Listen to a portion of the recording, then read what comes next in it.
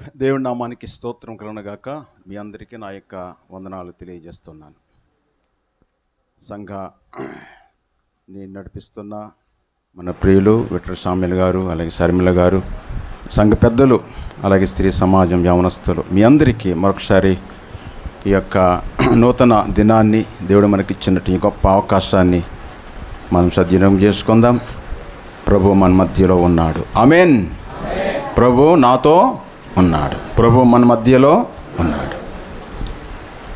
మనం దేవుని నమ్మిన వారం. మనం నాస్తికులం కాదు. మనం ఎవరండి? మనం ఆస్తికులం. దేవుని నమ్మిన వారం. ప్రపంచంలో జరుగుతున్న పరిమాణాలు, భయంకరమైన సంఘటనలు జరుగుతూ ఉన్నాయి. మీ అందరికీ తెలుసు. ఆయా ఛానల్స్లో, యూట్యూబ్ల ద్వారా రకరకాలుగా కొందరు ఇప్పుడే మూడో ప్రపంచ యుద్ధం వచ్చేస్తుందని ఒక్కొక్కటి రాస్తాడు, ఇంకొకటి చెప్తాడు. అమ్మా, మనను ఈ ఛానల్స్ మనం చూసేసరికి భయము వచ్చేస్తుంది. సరే, ఏదైనా అవును అలా జరుగుతుంది. అయినా దేవుడు ఈ లోకంలో ఎలా జరిగించాలా దేవుని యొక్క చిత్తం, ఆయన యొక్క నెరవేర్పే జరుగుతుంది. Praise the lord. హల్లెలూయా. అంతే కదా. ఈ లోకంలో అధికారులైనా, ఈ లోకంలో పరిపాలన చేస్తున్న వారైనా, వారు ఏది తలించినా దేవుని యొక్క ప్రణాళిక బట్టే జరుగుతుంది. అది మన యొక్క బైబిల్లో ఉన్నటువంటి వాక్య సందేశం. మంచిది. దేవుని యొక్క వాక్యంలో నుంచి కొద్ది మాటలు మనం విందాం. మంచి ఒక అరగంట నేను మీకు చెప్పాలని ఆశపడుతూ ఉన్నాను. చూడండి, మత్తయి సువార్త మనకు తెలిసినటువంటి వాక్య భాగం మీ అందరికీ తెలుసు. 8వ అధ్యాయాన్ని ఈరోజు తెరవండి. 8వ అధ్యాయం అంతా ఇందులో ఉన్న కొన్ని ప్రాముఖ్యమైనటువంటి మాటలు ఇందులో ఉన్నాయి. వాటి గురించి నేను మీకు చెప్పాలని ఆశపడుతూ ఉన్నాను. మొదటి వచనం చదువుదాం. మొదటి వాక్యం, ఆయన కొండ మీద నుండి దిగి వచ్చినప్పుడు బహు జనసమూహములు ఆయనను వెంబడించెను. ఆయన మ్రొక్కి, ప్రభువా, నీకు ఇష్టమైతే నన్ను శుద్ధినిగా చేయగలవనెను. అందుకైన చెయ్యి చాపి వాని ముట్టి, నాకిష్టమే, నీవు శుద్ధుడము కమ్మని చెప్పగా తక్షణమే వాని కుష్ఠరోగము శుద్ధి ఆయను. చాలండి. ఈ మొదటి వచనంలో మొదటి ఒక మాట రాయబడింది. ఏంటంటే, ఆయన కొండ మీద నుండి దిగి వచ్చినప్పుడు. అలాగే మత్తయి సువార్త 5వ అధ్యాయం మొదటి వచనం చదవండి. అక్కడ ఏమని రాయబడిందో. మత్తయి సువార్త ఏటమ్మా? ఆయన జనసమూహములను చూచి కొండ ఎక్కి కూర్చుండగా ఆయన శిష్యులు ఆయన యొద్దకు వచ్చిరి. చాలమ్మా. ఏమండి, 5వ అధ్యాయం మొదటి వచనంలో ఏమన్నాడు? ఆయన కొండ ఎక్కి కూర్చున్నాడు అని వ్రాయబడింది. 5వ అధ్యాయము, 6వ అధ్యాయము, 7వ అధ్యాయం, ఈ 3 అధ్యాయాలు భక్తులు ఏం పేరు పెట్టారు తెలుసా? కొండ మీద చేసిన ప్రసంగం. యేసు ప్రభు ఈ భూమి మీద ఆయన జీవించినప్పుడు ఈ 3 అధ్యాయాలు కొండ మీద చేసిన ప్రసంగం. మీరు బాగా గుర్తుపెట్టుకోండి. సరే, ఈ మొదటి వచనంలో 5వ అధ్యాయం మొదటి వచనంలో ఆయన కొండ ఎక్కి అని ఉంది. 5వ అధ్యాయము, 6వ అధ్యాయము, 7వ అధ్యాయము అంతా అయిపోయిన తర్వాత 8వ అధ్యాయము మొదటి వచనంలో ఏమని ఉంది? ఆయన కొండ మీద నుండి దిగి వచ్చినప్పుడు. మత్తయి సువార్త 5వ అధ్యాయం మొదటి వచనంలో మళ్ళీ చెప్తున్నాను, కొండ ఎక్కే అనుభవం. 8వ అధ్యాయంలో మొదటి వచనం మనం చదివితే కొండ దిగే అనుభవం ఉంది. ఈ 2 వ్యత్యాసాలు మీకు గమనించండి. ఆత్మీయంగా ప్రేమైన సంగమా, ప్రేమైన దేని బిడ్డలారా, కొండ ఎక్కే అనుభవం మనందరిలో కావాలి. Praise the Lord. కొండ ఎక్కే అనుభవం ఏంటి? కొండ ఎక్కడం ఏంటి? కొందరు చాలామంది కొండ ఎక్కుతున్నారు, దిగుతున్నారు కదా. నేను అంటున్నాను, మన విశ్వాసంలో, మన యొక్క ప్రార్థన జీవితంలో కొండ ఎక్కే అనుభవం కావాలి. ప్రార్థన అనుభవాలు కావాలి. ప్రభు కొరకు దేవుని వాక్యము ఎల్లప్పుడూ చదివేటువంటి అనుభవం కొండ ఎక్కే అనుభవం కావాలి. అలాగే యేసు ప్రభువారు కొండ మీద చేసిన ప్రసంగం అంతా అయిపోయిన తర్వాత ఈ 3 అధ్యాయాలు అంత అయిపోయిన తర్వాత 8వ అధ్యాయం మొదటి వచనంలో అంటున్నాడు, ఆయన కొండ దిగి అనుభవం వచ్చినప్పుడు ఉంది. ఈరోజు మన జీవితాలు కూడా అటువంటి అనుభవాలు కావాలని ప్రభు పేరట మనవి చేస్తున్నాను. ప్రియమైన సంగమా, ప్రియమైన దేవుని బిడ్డలారా, ఈ కొండ ఎక్కే అనుభవము, కొండ దిగే అనుభవం మనకు కావాలి. సరే, ఈ 8వ అధ్యాయంలో 3 భాగాలుగా, ఇంచుమించు 4 భాగాలుగా ఇక్కడ మనం చూడవచ్చు. యేసు ప్రభు చేసినటువంటి అద్భుతాలు, నేను అంటాను 8వ అధ్యాయము ప్రభు చేసిన అద్భుతాల అధ్యాయం. యేసు ప్రభు చేసిన అద్భుతాల అధ్యాయం. బైబిల్లో నేను మీకు జ్ఞాపం చేస్తే మీకు తెలుసు, వాక్యము మరి అధ్యాయాలని అనొచ్చు. యోహాను సువార్త 1వ అధ్యాయం వాక్య అధ్యాయం. వాక్యం గురించి రాశాడు. అది యందు వాక్యము ఉండెను, వాక్యము దేవుని యొద్ద ఉండెను. ఓకే. అలాగే అపొస్తలుడైన పౌలు కొరింథీ సంఘానికి 13వ అధ్యాయము మనం చదివితే 13 వచనాలు ఉన్నాయి. ఆయన అంటే అక్కడ ప్రేమ అధ్యాయం అని మనం చెప్పవచ్చు. సరే, ఉదాహరణ చెప్తున్నాను. ఇక్కడ మత్తయి సువార్త ఈ 8వ అధ్యాయం అంతా కూడా ఇంచుమించు 34 వచనాలు ఉన్నాయి. ఇక్కడ అద్భుతాలు. ఈ అద్భుతాల గురించి ఈరోజు మీకు ఇందులో 3 ఉన్నాయి. 4 రకాలైనటువంటి అద్భుతాలు, 4 రకాలుగా అద్భుతాలు యేసు ప్రభు వారు మనం చేశారని మనం విభజించవచ్చు. ఎన్ని రకాలమ్మా? 4 రకాలు. మొదటి రకం ఏంటంటే మానవ శరీరాల మీద ఆయన అధికారం, లేక రోగాల మీద ఆయన అధికారం యేసు ప్రభు చూపించారు. అంతేకాకుండా రెండవదిగా అనుభవం మనం చదువు దేవునికి వాక్యంలో ప్రకృతి మీద, ప్రకృతి శక్తుల మీద యేసు ప్రభు అధికారం. మూడవది జ్ఞాపం చేస్తున్నాను, అదృశ్య దయ్యాల యొక్క శక్తులు. దయ్యాలు మనకు కనబడవు, అపవిత్రాత్మలు మనకు కనబడవు. ఆ శక్తుల మీద ఆయన అధికారం ఉంది. మూడవది ఇక్కడ రాయబడలేదు, కానీ మనం చదివితే 4 భాగం అనేది బైబిల్లో మనిషి యొక్క మరణం మీద యేసు ప్రభువారు అధికారం. ఈ 4 విషయాలు మీకు నేను ఈరోజు క్లుప్తంగా త్వరగా నేను చెప్తాను, విందాం. ఇక్కడ రోగం మీద, మానవ శరీరం మీద యేసు ప్రభు చేసినటువంటి గొప్ప అద్భుతం. ఇక్కడ ఎవరు మనం చదువుకున్నాం, ఒక కుష్ఠరోగి, నివారణ కాని భయంకరమైన రోగము. యేసు ప్రభు వారు బైబిల్లో రాయబడింది, స్వయాన తన చేతుల ద్వారా ప్రభు ఏం చేశాడమ్మా? ముట్టి ఈ రోగి అని అంటున్నాడు, అయ్యా నీకు ఇష్టమైతే నాకు బాగు చేయమన్నాడు. ఆయన కూడా తెలుసు ఎవరు ముట్టరు, నా దగ్గర ఎవరు రారు, అంతే కదా. అందుకే ఆ మాట అంటున్నాడు, అయ్యా నీవు నాకు ఇష్టమైతే నీవు నాకు బాగు చేయమన్నాడు. ప్రభు అంటున్నాడు, నాకు ఇష్టమే. దేవునికి స్తోత్రం. నాకు ఇష్టమే, ఇదిగో అని ముట్టాడు, వెంటనే బాగా అయింది. ప్రియమైన సంగమా, ప్రియమైన దేవుని బిడ్డలారా, మానవ శరీరాల మీద యేసు ప్రభువారు తనకు అధికారము ఉంది. రోగాల మీద ఆయన అధికారము ఉంది. యెషయా ప్రవక్త 53వ అధ్యాయంలో మనం చదివితే మన రోగములను, మన యొక్క వ్యసనములను ఆయన మీద మోపబడిందని అన్నాడు. ఇక్కడే వచనం కూడా ఈ భాగంలో కూడా రాయబడింది.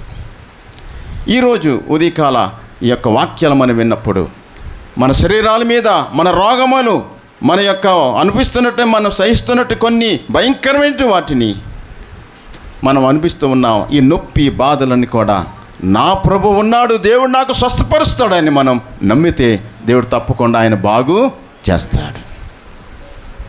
ఆమేన్, ఆమేన్. ఏమండి, ఆలోచించుదాం, జ్ఞాపం చేసుకుందాం దేవునికి వాక్యంలో. ఈరోజు యేసుక్రీస్తు ప్రభువారు రోగముల మీద ఆయన అధికారం ఉంది. ఏమండి, నేను మీ చాలాసార్లు మీకు చెప్పాను, జ్ఞాపకం ఉందో లేదో.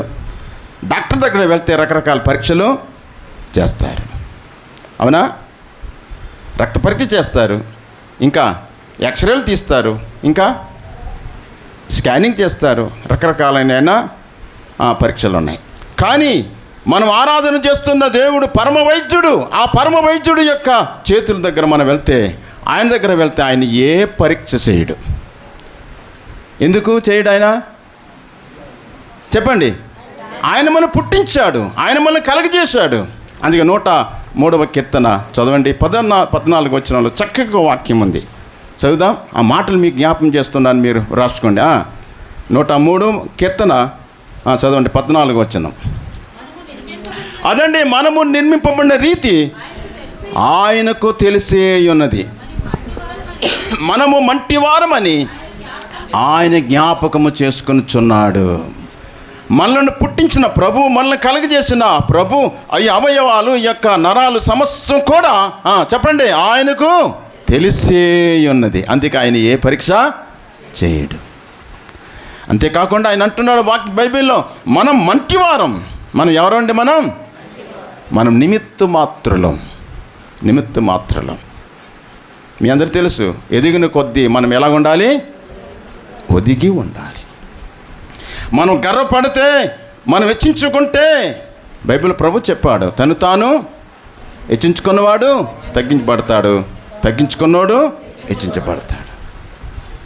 ఎందుకు ఈ మాట చెప్తున్నానంటే, ఆయన మనల్ని కలగజేసిన విధానము, మనల్ని సృష్టించిన విధానము సమస్తము ఆయనకు తెలుసు. మనం కేవలము నిమిత్త మాత్రులం, ఒట్టివారం, మట్టివారం. ఈ భూమి మీద మనం బ్రతుకున్నంత కాలం ప్రభు కొరకు, దేవుని కొరకు నీవు ఎంతగా తగ్గించుకొని మనం ఉంటామో, నీ బలహీనత ఉన్నా, ఏ యొక్క సమస్యలు ఉన్నా, ప్రభు నిన్ను ఏం చేస్తాడమ్మా? బాగు చేస్తాడు. ఆమేన్, ఆమేన్. సంతోషంగా, ఆనందంగా ప్రభు కొరకు మనము కొన్నప్పుడు దేవుడు తప్పకుండా మన యొక్క బాధలన్నీ, కన్నీళ్ళని ఆయన ప్రభు ఏం చేస్తాడు? తుడిచివేస్తాడు. అందుకే దేవునికి వాక్యంలో మనం చూస్తున్నాం. ఇదిగో ఒక రోగి యేసు ప్రభు దగ్గర వచ్చి ఆయన అంటున్నాడు, నాకు బాగు చేయవయ్యా అన్నాడు. ప్రభు ఆయనను అతన్ని ముట్టి బాగు చేశాడు. బైబిల్లో రాయబడిన తక్షణమే వాని కుష్ఠ రోగము నివారణ పొందింది. చాలా మంచి వాక్యం. ఈ భూమి మీద ఎంతోమంది గొప్ప గొప్పవారు ఉన్నారు అమ్మా, కానీ ప్రభు తన సొంత ఆస్తాలతో, తన చేతులతో ఒక కుష్ఠ రోగిని, భయంకరమైనటువంటి ఆ రోగిని ప్రభు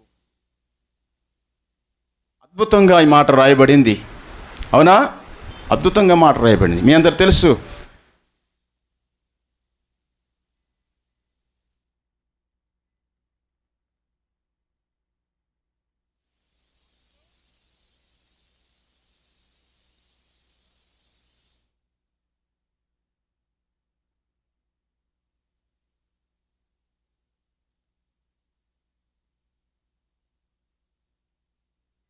విధానం మీకు తెలుసు. అక్కడ ఒక రక్తస్రావపు ఒక స్త్రీ దగ్గర ప్రభు చేసిన అద్భుతం ఒక మాట రాయబడింది. ప్రభు అంటాడు, నాలో నుండి ఒక ప్రభావము ఏమైంది? బయటికి వెళ్ళింది అన్నాడు. ఎంత మంచి వాక్యం. మీరు చదువుతారా వాక్యం? మీరు దొరికితే చదవండి త్వరగా. రేపటి నేను చెప్పలేకపోతున్నాను. మాకు స్వార్థ కానీ, లోక స్వార్థ కానీ చెప్పండి.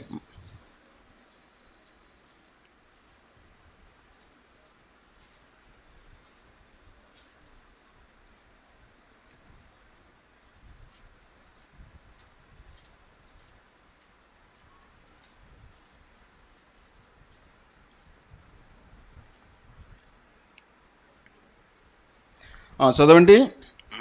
ఎన్నో వచ్చినమంటే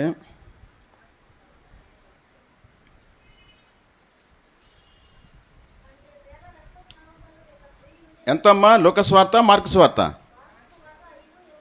5:25. చదువుమ్మా.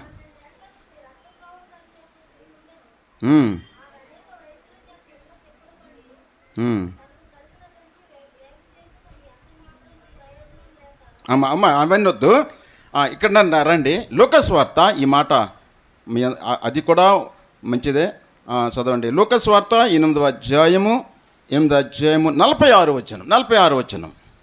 యేసు, ఎవడో నన్ను ముట్టెను, ప్రభావము నాలో నుండి వెడలిపోయినదని నాకు తెలిసినదనేను. ఈ మాట మీరు గమనించండి. నా ప్రభావము బయటికి వెళ్ళింది, ఎవడో నన్ను ముట్టెను. చూడండి ఆ మాట. యేసుక్రీస్తు ప్రభువారు యొక్క వస్త్రపు చెంగులో ఆయనలో ప్రభావము ఉంది. ప్రభువే చెప్తున్నాడు, ఇదిగో రక్తస్రావపు రోగి ఆమె భయపడుతూ ఎవరికి చెప్పుకోలేక విశ్వాసముతో ఆమె ఆయన వస్త్రపు చెంగు ముట్టాడు. ముట్టిన వెంటనే ఆయనలో ఉన్న ప్రభావము కరెంటు షాక్ లాగా తగిలి ఆమె యొక్క రక్తపు స్రావాన్ని నిలిచిపోయిన నుండి ప్రభు అంటున్నాడు, ఎవడో నన్ను ముట్టాడు, నా ప్రభావం బయటికి వెళ్ళింది. అవును ప్రేమైన సంగమా, ప్రేమైన బిడ్డలారా, యేసు ప్రభు వారి యొక్క ఆయన యొక్క శరీరంలో, ఆయన యొక్క మాటల్లో సమస్తం కూడా యేసు ప్రభు వారిలో ఏముంది? ప్రభావం ఉంది, శక్తి ఉంది. అటువంటి దేవుణ్ణి మనం కలిగి ఉన్నందుకు, అటువంటి దేవుని మనం నమ్మినందుకు ఎంతో మనము సంతోషించవలసిన వారమే ఉన్నాం. మనం ధన్యులం. మనం ఎంతో దేవుని యొక్క మాటను బట్టి మనం ఈరోజు చూస్తున్నాం. కాబట్టి ఈరోజు మానవ శరీరాల మీద యేసు ప్రభు వారు అధికారము ఉంది. తర్వాత పక్షవాయువు శతాధిపతి యొక్క కుమారుడు స్వస్థపరచడం కూడా ఇక్కడే వ్రాయబడింది. సరే, ఈరోజు త్వరగాను వెళ్దాం. రెండో వాక్యం కానీ మీకు జ్ఞాపం చేస్తున్న, ప్రకృతి మీద ఆయన అధికారం, ప్రకృతి శక్తుల మీద ఆయన అధికారం. ఏంటి అధికారము? తుఫాన్ని ప్రభు ఏం చేశాడమ్మా? ఆపివేశాడు, గద్దించాడు, గాలిని గద్దించాడు, సముద్రాన్ని గద్దించాడు. అక్కడ శిష్యులు ఆశ్చర్యపోయాడు, ఈయన ఎవడు? ఎట్టివాడు, గాలియు సముద్రమును లోబడుచున్నవి. అవును, సర్వమును సృష్టించిన ప్రభు, సమస్తమును నిర్మించిన ప్రభు, ఆయనకు అధికారము ఉంది. యేసుక్రీస్తు ప్రభు వారు మృతుల్లో తిరిగి లేచిన తర్వాత ఒక చక్కని వాక్యం ఉంది, పరలోకమందును భూమి మీద నాకు సర్వ అధికారం ఉంది, మీ సర్వ సృష్టికి వెళ్ళి స్వార్థను ప్రకటించండి అన్నాడు. చూసారా, 3 లోకాల్లో ప్రభు ఆయనకు అధికారం ఉంది. పాతాళలోకము, పరలోకము, భూలోకము. ఫిలిప్పీ రాసిన పత్రిక 2వ అధ్యాయంలో అంటాడు, ఆయన మరి దేవుని సన్నిధిలో ప్రతి మోకాలు వంగును, ప్రతి నాలుక ప్రభువును స్తుతించును అన్నాడు. చూసారా, ప్రేమైన సంగమా, ప్రేమైన దేవుని బిడ్డలారా, ప్రకృతి మీద యేసు ప్రభు వారు అధికారం ఉంది. గద్దించిన వెంటనే ఆగిపోయినాయి. ఏమి చెప్పండి ఇంకా ప్రకృతి మీద ప్రభు చేసిన అద్భుతాలు? సముద్రాన్ని ప్రభు గద్దించాడు. ఇంకా మీ దగ్గర నుంచి నేను రాబట్టాలని నేను చెప్తున్నాను. ఏమయ్యేది చెప్పండి? ఓకే, అదే పాత నిబంధన, ఎర్ర సముద్రం కూడా అధిక సముద్రం, ఇది కూడా సముద్రం. ఇంకా తెలుసు కానీ అవునో కాదో ఒకవేళ తప్పు అవుతుందేమో అని. అమ్మ ఏంటి? ఓకే, అది బండ మీద కొడితే నీళ్ళు వచ్చాయి. ఇంకా ప్రకృతి అది కూడా ఓకే. అంజూరపు చెట్టు ఏమా చెప్పండి, అది కూడా ప్రభు ఏం చేశాడు? అద్భుతమే కదా. ఇక మీద నీవు కాయకుందువుగాక అన్నాడు, చెప్పించాడు. అది నీళ్ళను ద్రాక్షారసంగా మార్చాడు. నీటి మీద ప్రభు నడిచాడు, అంతే కదా. ఇవన్నీ కూడా ప్రకృతి ఆయనకు అధికారం ఉంది. ఇంకా దేవాలయ పన్ను కట్టాలా? ప్రభు చెప్తాడు, పేతురు నువ్వు వెళ్ళు, సముద్రం వెళ్ళి తీసుకురమ్మన్నాడు.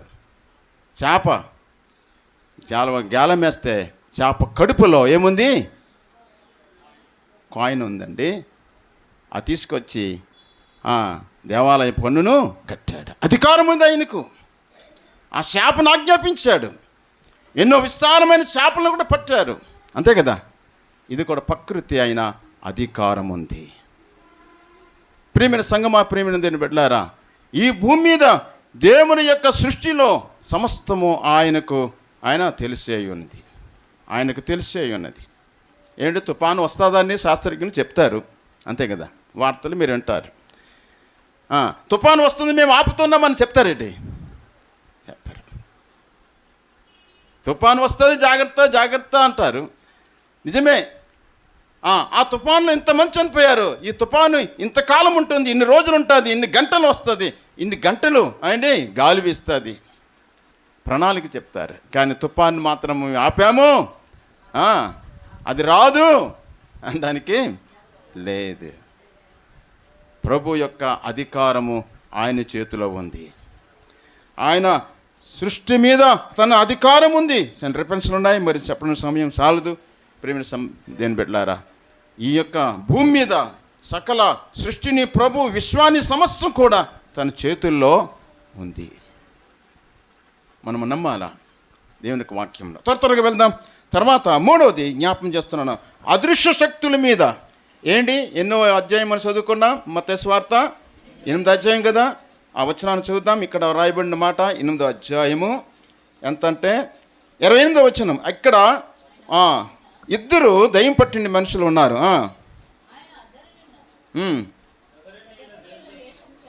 చేరగా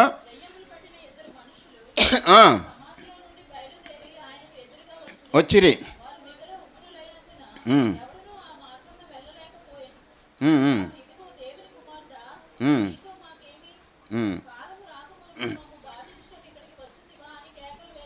చాలమ్మా, ఈ మాట మీ అందరూ తెలుసు. ఇంకో వార్తలో ఏమంటాడంటే, ఒక దెయ్యము పట్టిన వ్యక్తికి మనం చూస్తాం. ఒక వ్యక్తికి సేనా దెయ్యం, ఇక్కడ కూడా సేనా దెయ్యమే. ఇద్దరు వ్యక్తులు ఏమా, అదృశ్య యొక్క కనబడినటువంటి దెయ్యముల మీద శక్తి యేసు ప్రభుకు అధికారం ఉంది. ఈ వృత్తాంతం మీ అందరికీ తెలుసు. మీరు గమనించాలా దేవుని మాట. ఏమండి, ఇక్కడ ఆ దెయ్యాలు అంటాయి, అయ్యా మా దగ్గర నీవు రావద్దు, ఇదిగో అక్కడ పందులు ఉన్నాయి, ఆ పందుల దగ్గర మాకు పంపించమంటే. ఏమండి, పందులు చచ్చిపోతాయని తెలియదేటి ప్రభుకు? పందులు చచ్చిపోతే నష్టం అవుతుందని తెలియదేటి? అంతే కదా. ఆ యజమాని కోపం అవడా? ఆ గ్రామస్తులు తిట్టరా? మరి ఎందుకండి ఆ పందుల దగ్గర ఎందుకు పంపించాలో? నేను ఆలోచన చేస్తే అవును నిజమే కదా. ఏంటి, పందుల ద్వారా కొంతమంది వ్యాపారం చేస్తున్నారు. కానీ ప్రభు తెలుసుండి ఆయన చేశాడు అంతే. ఎలాగంటే బైబిల్లో యూదులు పందులంటే ఇష్టం లేదండి. అది అపవిత్రమైన జంతువు. వింటున్నారా? పాత నిబంధనలో ధర్మశాస్త్రంలో యూదులకు అసహ్యం, అంతే కదా. అటువంటి అపవిత్రమైన జంతువును, అపవిత్రమైనటువంటి యొక్క జీవిని ఎందుకు ఉండాలా? వాటి ద్వారా ఎందుకు వాడు వ్యాపారం చేయాలా? ఆ మాంసాన్ని ఇంకొకటి ఎందుకు తినాలా అని ప్రభు ఒకేలా ఆ దెయ్యాలకు పందుల దగ్గర పంపిస్తే, పందులేమో ఒడిగా పరిగెత్తి సముద్రం లోపలికి వెళ్ళి ఊపిరిలే తెల్లకి చచ్చిపోయాయి. అప్పటికి ఊరోళ్ళందరూ వచ్చారు. పనోడు ఉంటాడు కదా, వాడు వెళ్ళి చెప్పాడు. వాళ్ళందరూ వచ్చేసారు, అయ్యా ఇదిగో ఇలా జరిగింది. వాళ్ళు వచ్చారు, అంటున్నారు, ఆ ఇద్దరు వ్యక్తులు స్వస్థ పొందారు, మాకెందుకు? వాళ్ళు బాగా అయింది మాకేంటి? మాకేం లాభం?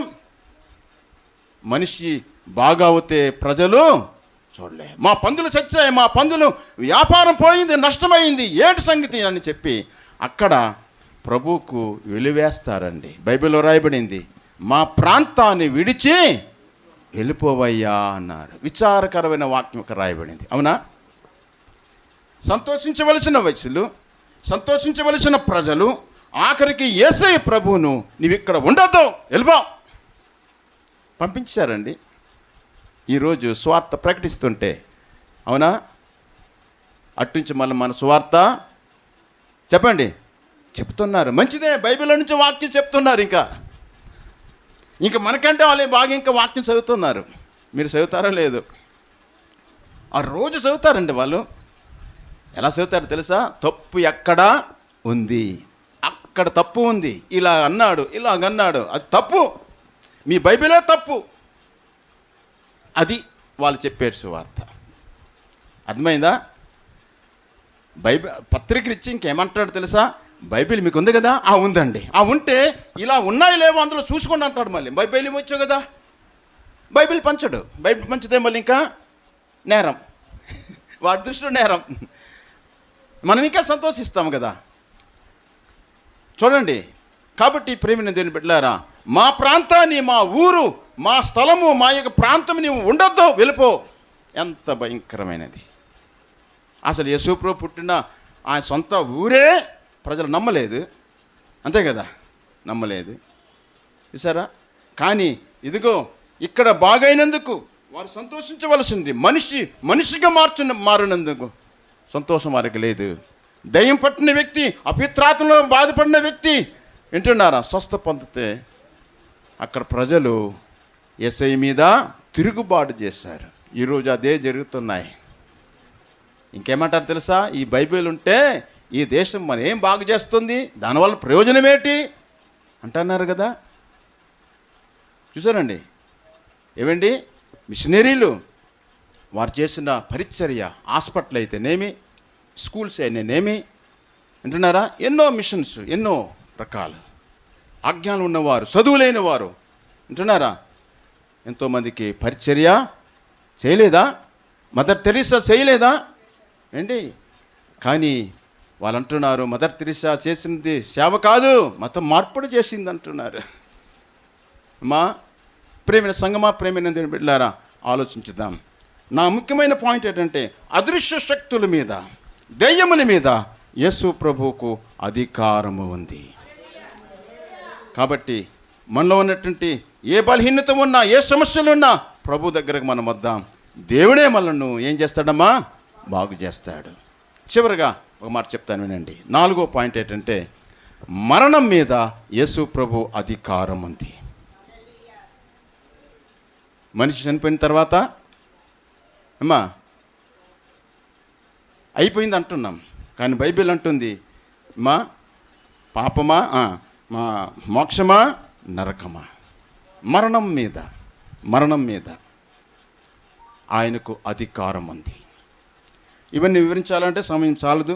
ఒక వచనం చూపించి ఇంకా నేను ముందుకు ముగింపులోకి వెళ్తున్నాను. ఎబ్రీ రాసిన పత్రిక 11వ అధ్యాయము 6వ వచనం, చక్కగా ఒక వాక్యం ఉంది. ఈ మాట మీకు తెలుసు, మరలా గుర్తు చేస్తున్నాను. విశ్వాసం లేకుండా దేవునికి ఇష్టడైనట అసాధ్యము. దేవుని యొద్దకు వచ్చేవాడు ఆయన ఉన్నాడనియు, తన్ను వెదుకు వారికి ఫలము దయచేవాడనియు నమ్మవలనే కదా. ఎంత మంచి వాక్యం అండి. దేవుని యొద్దకు వచ్చేవాడు విశ్వాసముతో రావాలంటున్నాడు. విశ్వాసంతో రావాలా, ఫలము దయచేవాడని నమ్మాలి. విశ్వాసం లేకుండా దేవునికి ఇష్టడై ఉండుట అసాధ్యం అన్నాడు. కాబట్టి ఈరోజు దేవుడు నా కుటుంబంలో, నా యొక్క వ్యక్తిగతంగా, నా వ్యాపారంలో వింటున్నారా, నా బ్రతుకులు, నా చదువులు, నా ఉద్యోగాల్లో దేవుని యొక్క ప్రభావము నా మీద ఉంది. దేవుడు నాకు సహాయం చేస్తాడు. ఇదిగో వాక్యం ఉంది. విశ్వాసం లేకుండా దేవునికి ఇష్టడైండుట అసాధ్యం అన్నాడు. ఆయన యొద్దకు వచ్చేవారు దేవుడు ఇస్తాడని, ఫలము దయచేస్తాడని నమ్మాలి కదా అంటున్నాడండి. నమ్ముతామా? నమ్ముతాం. ఈరోజు మనం అందరం ఈ ఆరాధనకు వచ్చాం. మన ఇంటికి వెళ్ళక సమస్యలు లేవా? ఉన్నాయి. బాధలు లేవా? ఉన్నాయి. ఏంటి, మీకొక సమస్య, నాకొక సమస్య, ఎన్నో సమస్యలు అంటున్నారా, రకరకాలైన సమస్యలు. అయినా ప్రభు నాకు తోడుగా ఉన్నాడు. ఆయన అధికారంలో నేను ఉన్నాను కాబట్టి దేవుడు నాకు సహాయం చేస్తాడని నమ్ముదాం. ఒక మాట చెప్పి ముగిస్తాను. 2 వ్యక్తులు అడుక్కుంటున్నారు. ఈ కథ మీకు తెలుసు. 2 వ్యక్తులు అడుక్కుంటున్నారు. ఒకడేమో రాజు నమ్ముకున్నాడు, ఒకడేమో చెప్పండి దేవుణ్ణి నమ్ముకున్నాడు. రాజు నమ్ముకున్నవాడు, దేవుణ్ణి నమ్ముకున్నవాడు, వినండి, బాగా వినండి. ఆ రాజు చూశాడట, రేయ్ ఇదిగో 2 అడుక్కుంటున్నారు, రోజు ఏదో మనం ఇస్తున్నాం, వెళ్ళిపోతున్నారు. అయితే ఒకడేమో రాజు తెలుసు, ఒకడేమో దేవుణ్ణి నమ్ముకున్నాడు, నమ్ముకుని మనలను అడుక్కుంటున్నాడు. ఒకడేమో మనల్ని నమ్ముకున్నాడు. కాబట్టి దేవుని నమ్ముకున్నాడు ఎందుకు మనకు ఇవ్వాలా? దేవుడు చూసుకుంటాడు కదా, అంతే కదా. రాజు మనల్ని నమ్ముకున్నాడు కాబట్టి అతన్ని ఏం చేయాలి? ప్రేమించి ఏదో సహాయం చేయాలి. ఆ రోజుకి ఏం చేస్తాడు సార్? బియ్యం పొట్లం ఇచ్చాడట. ఏమ్మా, బియ్యం పొట్లం ఎన్ని పూటలు తింటారు? అదేటండి, ఒక పూటే. చెప్పండి మరి. ఒక పూట తింటాడా? అప్పుడు అనుకున్నాడట, ఏట్రా నీకు బియ్యం పొట్లం ఇచ్చారు, నాకేమో ఏదో వస్తువు, లేకపోతే ఏదో బియ్యం. బిర్యానీ పొట్లం మరి ఇస్తే ఏం చేద్దాం అని చెప్పేసి ఇక వాడేం చేశాడు, ఈ బిర్యానీ పొట్లము ఏటి ఎక్కడైనా దొరుకుతుంది, రోజు దొరుకుతుంది, టంటది ఎక్కడ వెళ్తే అక్కడ దొరుకుతుంది, అంతే కదా. మైక్ షర్ట్ ఎక్కడ వేస్తే అక్కడ దొరుకుతుంది, అంతే కదా. ఉంటుందా ప్రతి వీధి ఎక్కడో దగ్గర. ఈ ఆదివారం అందరికీ ఎక్కడో దగ్గరే సెలవు దగ్గర ఫంక్షన్లే ఉంటాయి, వింటున్నారా. అప్పుడు అన్నాడట, ఏటి ఈరోజు నాకు నేను రాజు నమ్ముకున్నాను, ఆఖరికి నాకు బిర్యానీ పొట్లం ఇచ్చాడేటి నాయనా అని చెప్పేసి తీసుకొచ్చిన తర్వాత ఒక దగ్గర కలుసుకున్నారట. ఇద్దరు కలుసుకొని మాట్లాడుకుంటూ, ఒరే నాకెందుకురా ఇది, ఎప్పుడు దొరుకుతుంది తింటాను, మరి తీసుకుని వెళ్ళిపోరా అన్నాడట. దేవుని నమ్ముకున్నోడికి బిర్యానీ పొట్లం దొరికింది. వాడు ఇంటికి వెళ్ళాడట. ఇంటికి వెళ్ళి లోపలేమో బంగారాలు ఉన్నాయట. తెల్లారిసరికి వచ్చేసాడు రాజు దగ్గర. మళ్ళీ తెల్లారి దగ్గర వచ్చేసాడు. మహాప్రభు అంటున్నాడు, ఇదేట్రా నిన్న మన బిర్యానీ పొట్లంలో బంగారం ఇచ్చాము కదరా అడికి, అటు తెల్లారికి వచ్చాడు ఏట్రా ఈడు. రాజు వస్తుందా లేదా ఆలోచన, అరే ఏం చేశారు రా అన్నాడు. అరే నిన్ను బిర్యానీ పొట్లం ఇచ్చారండి, తీసుకెళ్ళావా, తీసుకెళ్ళండి సార్, కానీ రోజు ఎవరు తింటాడు సార్, ఎక్కడైనా దొరుకుతుందండి, అందుకే మా ఇద్దరం వచ్చాం కదా ఆడికి ఇచ్చేసాను సార్ అన్నాడట. ఓరా బాబాయ్ అన్నాడు. దేవుని నమ్ముకున్నవాడు ఆఖరికి ఏమయ్యాడు, బాగుపడ్డాడు. ప్రైజ్ ద లార్డ్, హల్లెలూయా. బైబిల్లో ఉంది, ఎవరికి దిక్కు లేనివాడు దేవుడే దిక్కు. దేవుని నమ్మిన వారు ఎప్పుడు ఎక్కడ కూడా ఎవరు చెడిపోడు. అవునా అవునా. ప్రేమ సంగమా, ప్రేమైన దేవుడు బిడ్డలారా, దేవుడు నిన్ను నన్ను తన యొక్క అధికారము చేత, తన శక్తి చేత దేవుడు నీకు సహాయం చేస్తాడు.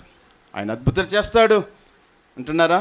కానీ ప్రభు కొరకు, దేవుని కొరకు నిలబడితే ఇదిగో వాక్యం ద్వారా దేవుడు మనల్ని ఆదరిస్తాడు. అటు కృప దేవుడు మనకు సహాయం చేయను గాక. ఆమేన్. దేవుడి మాటలు దీవించను గాక. ఆమేన్.